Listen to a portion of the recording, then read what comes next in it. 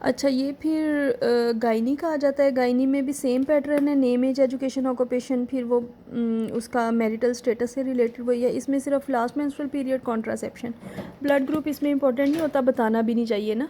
Gynae में नहीं, biodata में आपको बताना चाहिए, ठीक है। उसके बाद फिर इसकी प्रेजेंटिंग कंप्लेंट HOPI में जो भी आपका पैटर्न होता है, कोई एक नमूनिक होता है ना, उसको लिख के येस नो कर लें, ठीक है। प्रीवियस ट्रीटमेंट एंड इफ़ेक्ट, इसमें इसका इफ़ेक्ट भी आपने पूछना होता है कि अगर वो प्रीवियस ट्रीटमेंट, उसकी कंप्लाइंस कैसी थी, रेगुलरली मेडिसिन लेती थी नहीं लेती थी, और उसका फिर इफ़ेक्ट क्या था, ठीक है।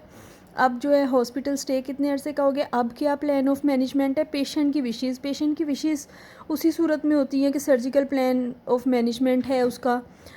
यूट्रस को कंजर्व करना है या फिर उसको हिस्ट्रेक्टमी करनी है, ये सारा ना, ठीक है। फिर वही ऑप्स की हिस्ट्री इसकी आ जाती है, और फैमिली हिस्ट्री में आपने ब्रेस्ट, कोलोरेक्टल, एंडोमेट्रियल और ओवेरियन CA का पूछना होता है, BCEO, ठीक है। इसका ये नमूनिक मैंने इस तरह से याद किया हुआ था। Personal, medical, surgical, socio economic, इसमें भी रिस्क फैक्टर्स जो हैं वो आपने पूछने होते हैं कि अगर कोई हाइपरटेंशन है, ठीक है, डायबिटीज़ है, अनीमिया है,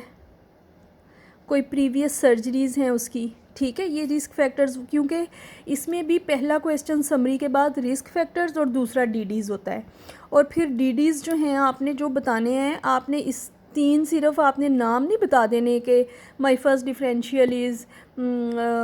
एडिनोमायोसिस, तो आपने बताना है कि my first differential is adenomyosis as my patient is having heavy menstrual bleeding, heavy cyclical bleeding and lower abdominal pain, and on examination uterus is enlarged, जितना भी 10 week size, tender, ठीक है। मतलब हर एक DD को आपने साथ साथ जस्टिफाई करना है, ये ऐसे बिल्कुल नहीं बताना कि my first differential is adenomyosis, second is fibroid uterus, third is endometrial hyperplasia, साथ साथ उसको जस्टिफाई करना है, ठीक है। फिर उसके बाद जो इसका आ जाता है, इसमें भी ऊपर समरी आपने लिखनी है, अपने टाइम में समरी लिख के आपने उठना है, ठीक है। फिर सेकंड BMI जो है ना, गायनी के पेशेंट में आपने उसकी ना जब हिस्ट्री लेके उसको उठाना है तो एग्ज़ामिनेशन से पहले उसका वेट और हाइट कर लेना है। उसकी रीज़न ये है कि एग्ज़ामिनेशन एक तो लंबा होता है, आप उसके बाद पेशेंट का पर स्पेकुलम करके स्पेकुलम रखेंगी, उसको कवर करेंगी, ट्राउज़र पहनाएंगी, फिर आप उसको इतना टाइम वेस्ट करके वेट मशीन तक लेके आएंगे, तो ये बिल्कुल बहुत टाइम वेस्ट हो जाता है और बेल हो जाती है। आपने जब हिस्ट्री लेके उठाना है, पहले वेट मशीन पर खड़ा करना है, ठीक है, और उसके बाद आपने फिर उसके बाकी जो है ना वो करनी है,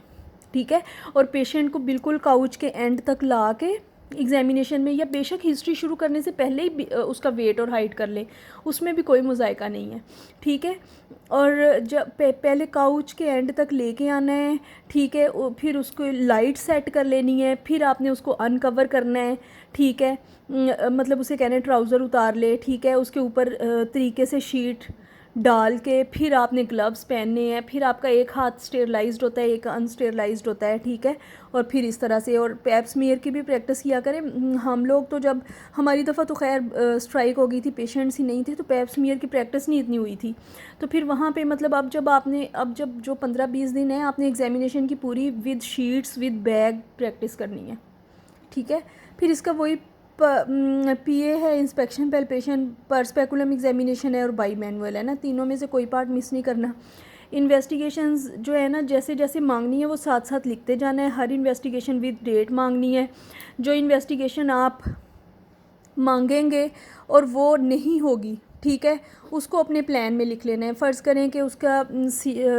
हीमोग्लोबिन लो है, ठीक है,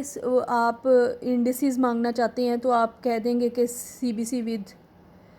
red blood cell indices, peripheral smear. अगर उसका कोई और KU भी नहीं हुआ तो आप KU भी मांग लेंगे। कोई और इन्वेस्टिगेशन मिसिंग है, इन इन्वेस्टिगेशंस को मांगने के बाद फिर आप जब आपकी मैनेजमेंट आएगी तो फ़र्स्ट ऑफ़ ऑल तो काउंसलिंग होगी ना, उसके बाद आप कहेंगे कि